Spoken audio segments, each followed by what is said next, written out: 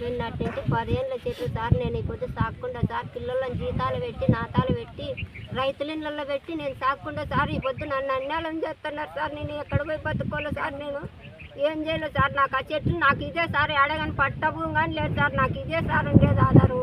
నాకు ఇందులో అంతా ఆధారం ఉంటేనే నా సార్ నా బతికేది. లేకోకుంటే కుండ కట్టి కట్టుకొని పోలేదు సార్. మేమేం చేయలేదు సార్. ఇది నన్ను ఇంత అన్యాయం చేస్తున్నారు సార్. ఇసుక తోలి ఇదిలో అంతా పోతే నేను ఆ కుండ కట్టి కట్టుకొని ఎక్కడ పోలేదు సార్. నేను ఏదో అప్పటికి దావ చేసుకున్నాను సార్. ఇప్పుడైతే మాకు ఇదే ఆధారం సార్. మీరే ఎత్తనా న్యాయం చేయండి సార్, దయచేసి సార్.